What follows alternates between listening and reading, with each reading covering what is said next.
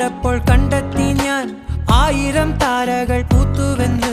പിന്നെയും പിന്നെയും കണ്ട നേരം പുഞ്ചിരി പൂത്തുലഞ്ഞു. കാണാതെ വയ്യെന്ന തോന്നലായി